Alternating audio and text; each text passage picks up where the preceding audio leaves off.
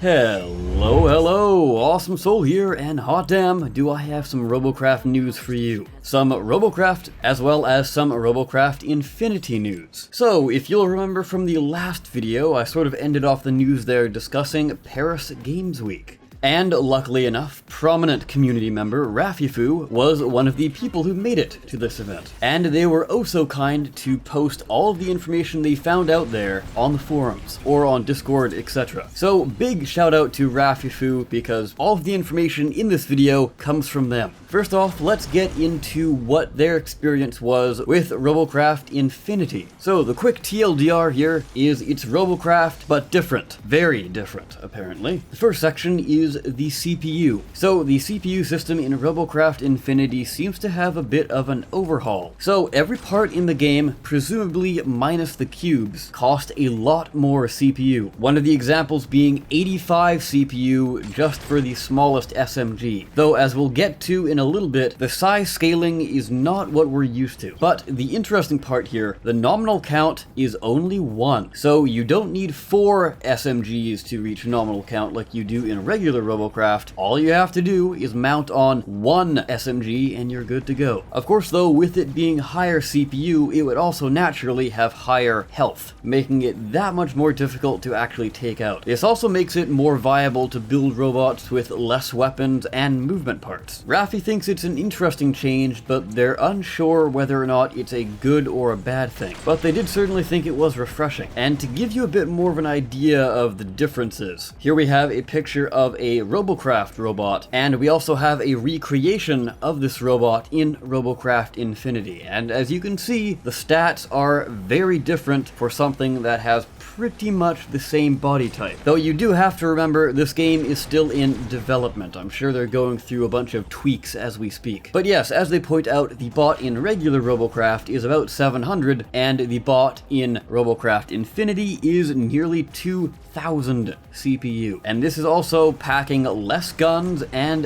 lower sized wings as well. So yes, certainly a rather massive change there. Now, going on from there, we come to the controls section. So as to be expected when playing on console, there are no keyboard controls. Interestingly enough, there are no camera tilt options. And because of this, it would appear that there are no drones in Robocraft Infinity. It's not only the camera tilt option that gets rid of drones, but it's also that thrusters are also higher CPU, and they're also a little bit bigger as well, at least as far as their collision box goes. From there, Rafi goes on to describe that some of the controls were a little bit wonky, but some of them were also fine as well. Again, as I said, that's probably because they're still fine-tuning some things, because I'm sure going from a keyboard setup to a joystick setup would make things a little bit more difficult to control, as you have a few more possible movement inputs. Rafi also states that you will never be able to aim your robot where your bot isn't facing. And I don't know about you guys, but at least for me personally, when it comes to tanks and wheelbots specifically, I am terrible at using camera controls with those things. And I'm not really a fan of the fact that you have to aim where you're going, but you also can't really do drive-bys like that. That's why I prefer keyboard controls for that, but then camera controls for mechs and other things. So not really sure if that is going to be changed at all. Again, this was an in-development build, so not everything is there yet. Another little bit of information here is that it stated that Xbox users and Windows 10 users will be playing on the same server. So whether or not that's going to cause problems when it comes to versing players with keyboards as opposed to people with controllers, I could see that being a little bit of a problem. Hopefully they'll be doing some play tests of that sometime soon, just to sort of gauge whether or not there is a massive advantage there. Another nice little bit of random information is that you will be able to edit your keybinds, or I guess in this case, button binds, as it's not for a keyboard, it's for a controller. But yes, that's always a very good feature to have. Now, here's something that is very interesting, and we have heard some of this before, but we've never actually seen pictures of it. And this is the hover sizes, or at least the picture shows off the hover sizes. But Rafi does reiterate that every part in the game is going to have this rescaling done to it. But anyways, as we can see by the picture, the collision boxes for these things does seem to be a bit different, as noted by the yellow lines. Within these lines, you are not able to build.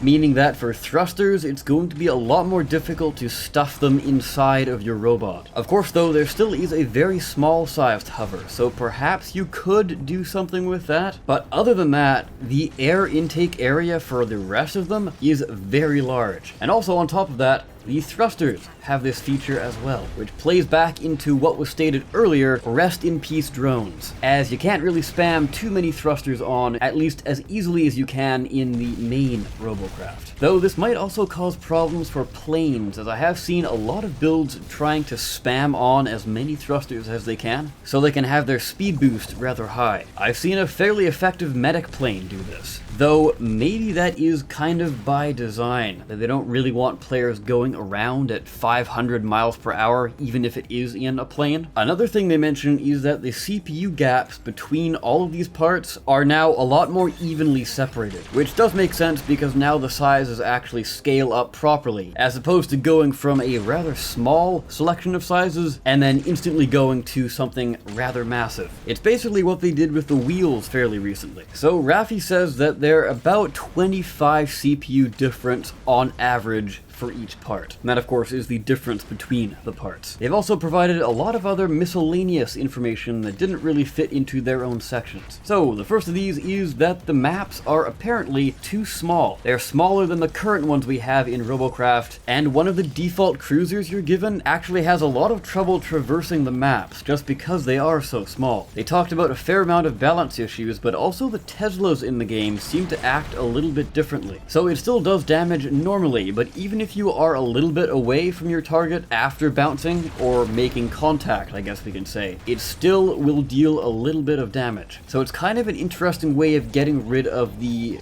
bounce/collision problem that Tesla users typically face. And another thing is that they had no problem at all with performance, even when they pushed it to the extreme. Or I guess the extremes as far as regular Robocraft goes. Because Raffi decided to strap on 1,000 gold dev flags onto a robot and had no frame drops. This could have some pretty big implications for the game, as some of the things holding the player count back in regular Robocraft is performance issues. And if those aren't really a problem for the Xbox, then maybe we'll see a little bit more in this game as far as players per map. Though we do have to remember it is also coming to Windows 10, which is PC, and as you know, PCs are not like consoles, they can differ drastically as far as specifications go. And that will do it for the Robocraft Infinity news. Of course, if you would like to read this over for yourself, link will be found in the description down below. And the last tidbit of information is actually focused on the regular Robocraft, kind of tying into the Halloween event. As you know, I've been streaming on Twitch recently, and I've titled all of the streams, "Let's Hunt for Spider Legs," or something similar. Well, Raffi found out from Left of Never that the spider legs are going to permanently be a fixture in Robocraft. They're not event exclusive, but what is exclusive is that they are going back up to epic quality after the event is over. So therefore they will be more difficult to attain, though making them epic quality would probably just make them about the same difficulty to find. But if you have tuned into the streams, you probably have heard me talk about that to death. Also, by the way, if you haven't followed me on Twitch yet, I would highly recommend it. I try and stream every weekend. But yeah, lots of very good information here. And of course, it is now your turn to give your feedback on anything discussed in the video. One of the big things I'm interested in knowing is whether or not you're going to be picking up Robocraft Infinity. Do you like the fact that it's going to be a drone-free zone and it's kind of different as far as the building style goes? And do you think the fact that there is a difference between the two games are going to keep both of them alive at the same time? Or do you feel that one is just going to win out over the other? As for myself, Robocraft Infinity sounds interesting, but I'll probably be sticking to regular Robocraft. Mainly because I don't have an Xbox, nor do I have Windows 10. I'm still rocking Windows 7 over here. Though I probably will end up getting Windows 10 eventually whenever I decide to upgrade my PC. And of course the last thing, how do you feel about the fact that the spider legs are no longer event exclusive? I'm sure all the people out there who have been grinding them up because they assumed they were event exclusive are a little bit salty at the moment. With that, guys, I of course have been the Awesome Soul. I thank you all so very much for watching. I'll see you next time. Take care.